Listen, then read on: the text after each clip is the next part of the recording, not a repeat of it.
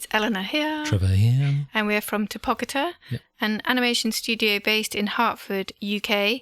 And we specialise in our own animation techniques and style, which uses paper cutout and motion capture. Almost forgot then, didn't you? I almost forgot that.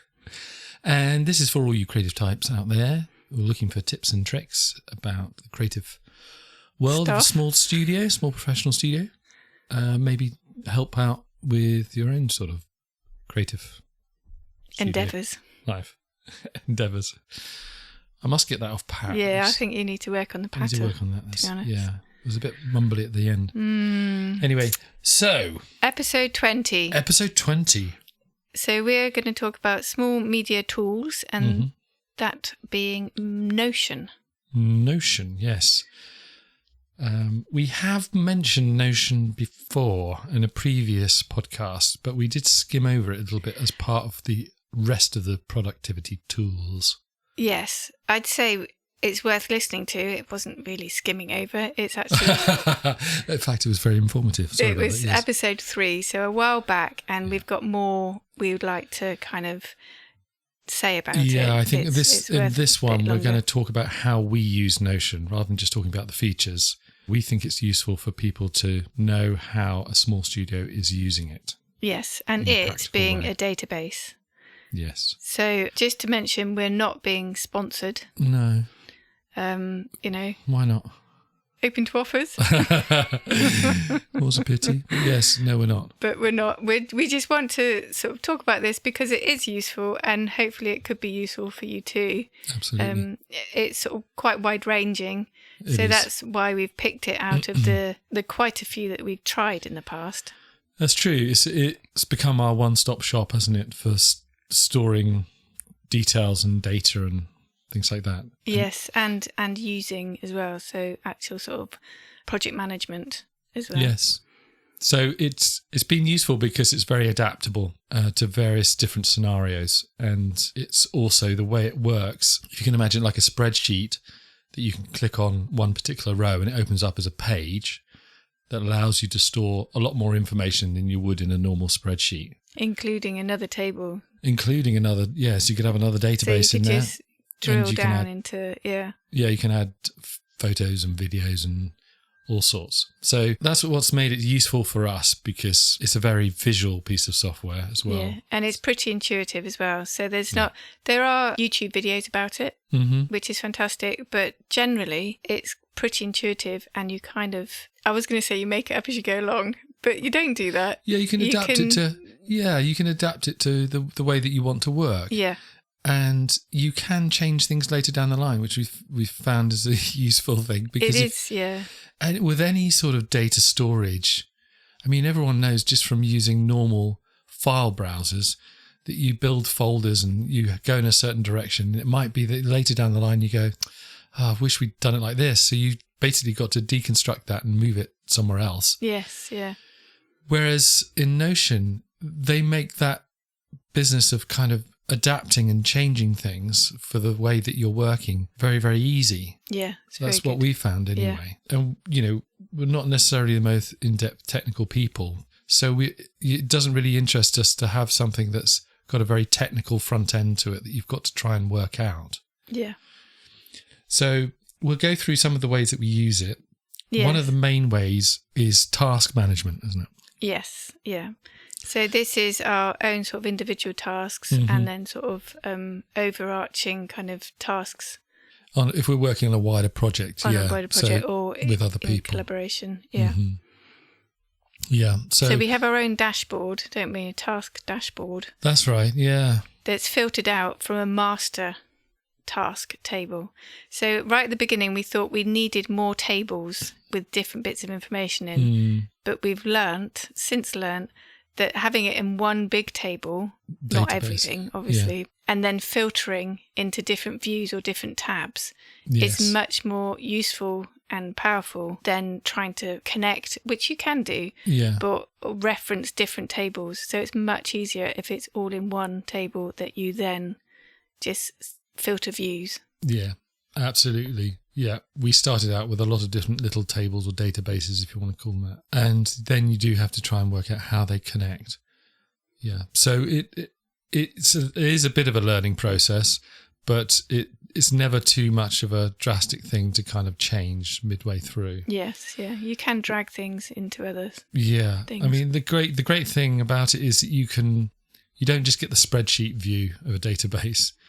You can have tabs with different views of that same database. So you can have like a Gantt chart view, which is like the timeline view, calendar view, Kanban view, which is a sort of progress cards that you sort of drag from to do to in progress to done. You know, that sort of. So there's a gallery view which we've used for keeping track of imagery, because as much as we'd love to kind of keep everything, all the images, and find them beautifully in our filing system, when you've got a bigger project, very often there'll be images in all sorts of different folders. Yeah, whether they've been used for something else or sent to someone else, or the process that was used to make it in the first place. Exactly. So that's quite useful. We've got little thumbnails that we know that particular imagery we use over and over.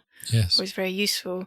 And then we've got the path name. So yes, we can actually go and find it. You can actually find it. Pulling a hair out. So we've got it all visually in one place, and we can track down any imagery that's been tricky in the past to kind of find. Yeah, it has happened. We use it to keep track of meetings as well. Yeah, so that's production meeting, board meeting. Yeah, so we have obviously the meetings, and that's a big list of all the meetings that we've had.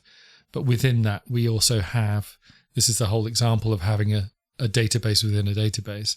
On each of those meeting pages, if you like, there's a list of the minutes of that particular meeting. And also we can pull in the meetings of the previous meeting of that particular type. Yes.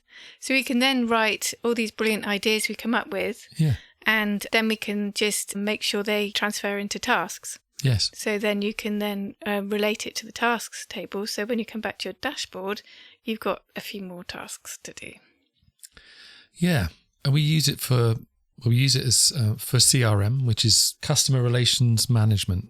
Relationship management. Yeah. So there are separate apps for this. Yeah. There's loads, isn't there? There's quite a few, yeah. But we've decided that we wanted all the information within this one Notion. And we can connect that to tasks and communications. It's very useful in that it's not going to get lost. So when you've done a task and you were working with a particular person, that kind of communication is still live in their own CRM, even though you've archived the task itself. Yeah, so it's very good at having, so for a particular customer or client, you can keep track of the conversation. It's not in the same automated way as it is in some of the other CRM apps.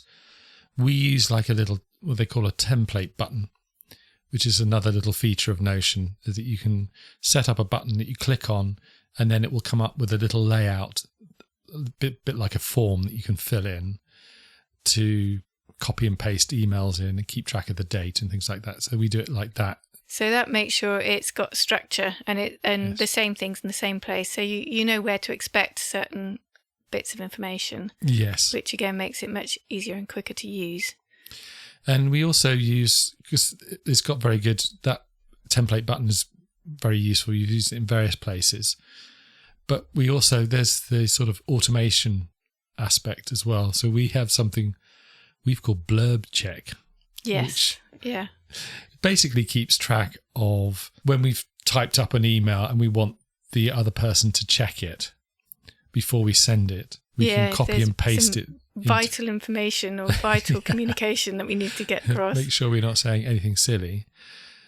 We can send it to the other person in a page in Notion, but we've now got it automated so that if you set the status to needs checking, for instance, then it will send out both a Notion notification to the other person so that they know to go and check it. But we've also got it linked up through Slack. Yeah, so Slack is like our communication, direct, immediate kind of communication tool that I've got on my phone and stuff like that. So I can just check that he hasn't said something ridiculous. Oh, what do you mean? And and it can all go ahead quite quickly. So that's kind of quite useful. It is useful. And you can set the status to approved very often.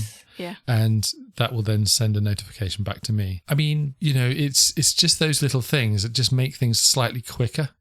Yeah, and clearer as well. That's a useful stage of... Yes. Yeah. Did I send that email? I can't remember. And so you can go back and check and stuff like that. And it does keep track, much as it does in sort of Google Docs, of when the person is editing. You can see them editing.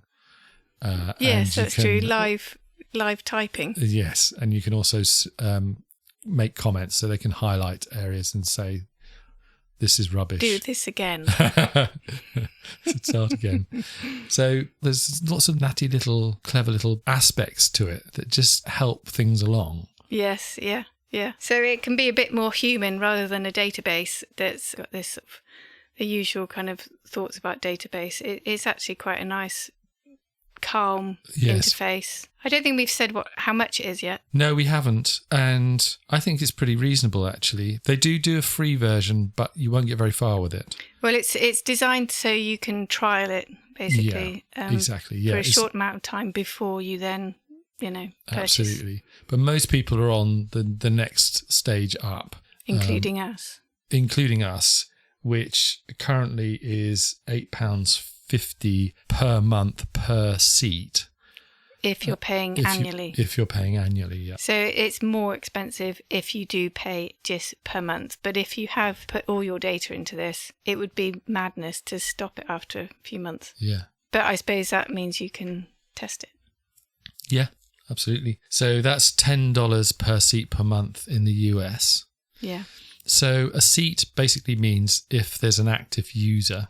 Yeah, so they obviously know if people are using it. Once you're using it in day to day and you have a certain amount of access, then you are an active user, so that would be chargeable per month. Yes, you can get guests as well. Yes, you can, yeah. And then you can give them certain levels of input and permissions. Yes. So that's quite useful. We're finding that quite useful for the collaboration projects. Yes, at the moment, we have. So we've given a certain amount of access to a schedule for someone to see their schedule, but you can lock the pages so they don't start moving stuff about. But they can be invited as a guest, so they have limited access, and that's not chargeable. To specific pages, yeah. Yes. Yeah. I think there's so much involved in it. Yeah, well, I was just going to mention about sort of the library that we use. It's when you go and do lots of research and you have all this information and what do you do with it and how do you access it and how useful is it to you after that.